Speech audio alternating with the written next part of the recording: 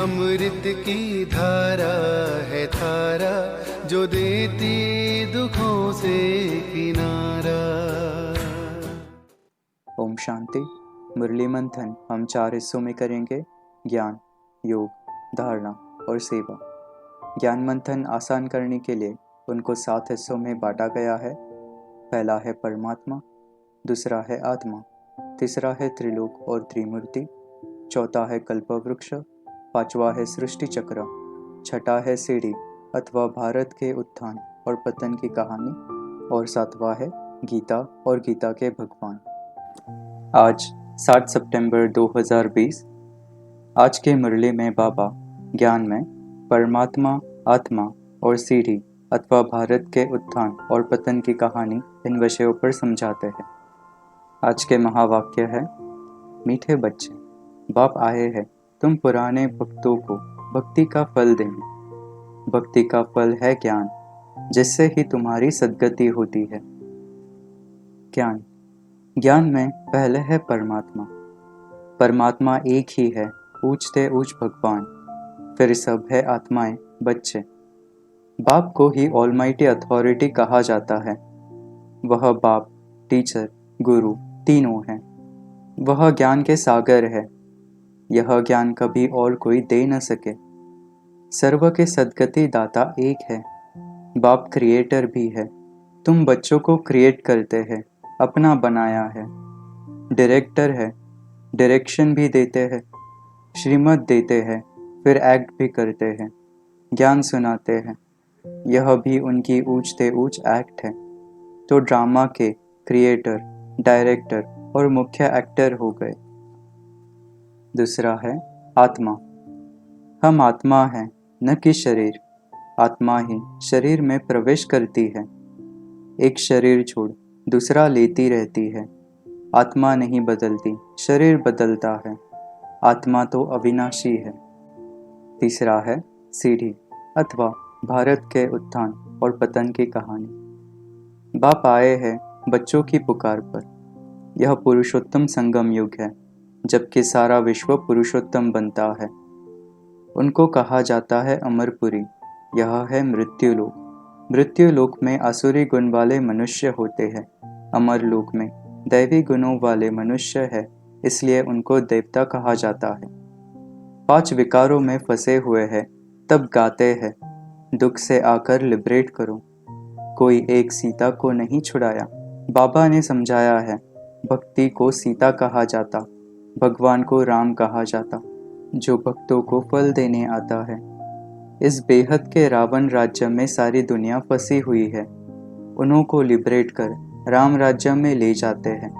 रघुपति राघव, राजा राम की बात नहीं।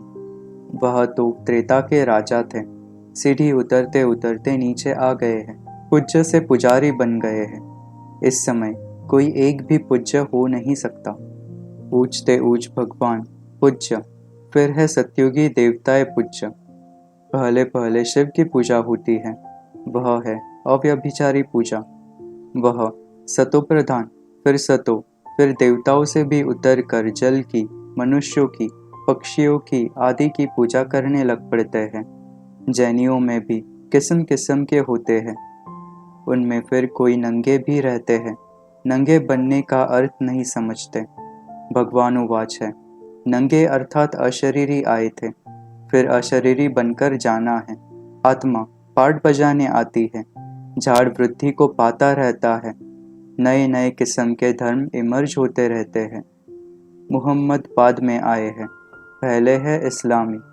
मुसलमानों की संख्या बहुत है। अफ्रीका में कितने साहूकार हैं। सोने हीरो की खानियां हैं।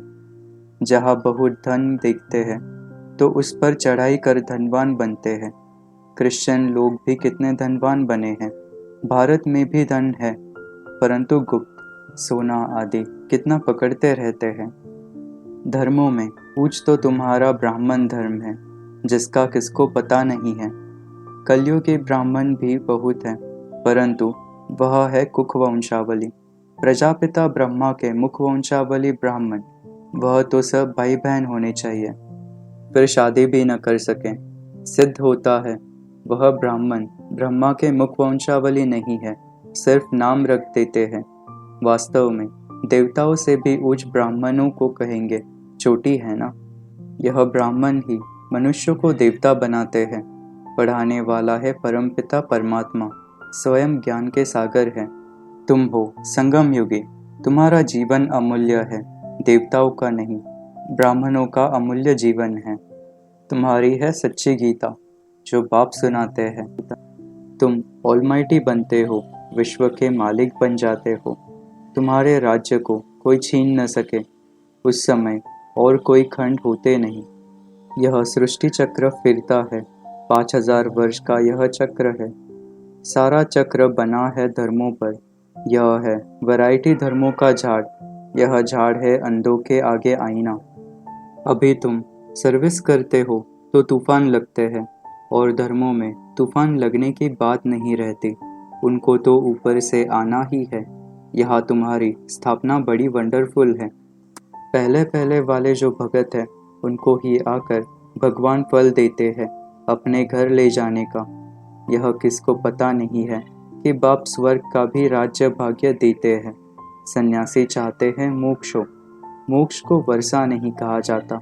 खुद शिव बाबा को भी पार्ट बजाना पड़ता है, तो फिर किसको मोक्ष में कैसे रख सकते हैं। योग लगाना होता है। योग से ही ताकत मिलती है, जौहर भरता है, ऑलमाइटी बनते हैं, विश्व के मालिक बन जाते हैं। धारणा। पहला, अपने को आत्मा निश्चय करना है और बाबा से वर्षा लेना है, हथकार्डे दिल यार्डे। दूसरा, क्रिमिनल आई को सिविल बनाना है, देवताओं जैसे अच्छे कैरेक्टर्स धारण करने हैं। सेवा। कॉन्फ्रेंस आदि में जाकर सारे चक्र का राज समझाना है। सर्विसेबल बच्चे बन सर्विस का बहुत शौक रखना है। यहाँ अच्छी रीति सर्विस नहीं करते तो पद भ्रष्ट हो जाता है। अपनी तकदीर को शूट कर देते हैं।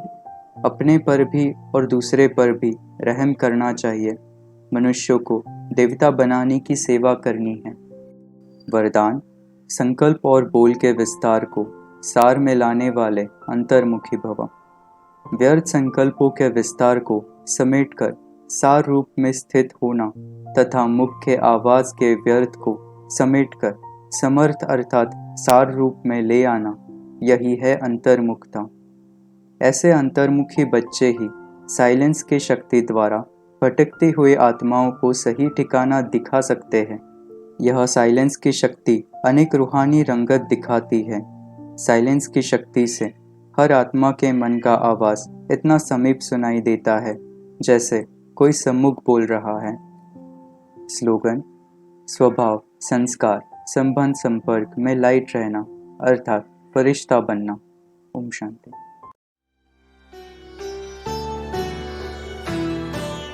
मुरली अमृत की धारा है, धारा जो देती दुखों से किनारा। मुरली अमृत की धारा है, धारा जो देती दुखों से किनारा।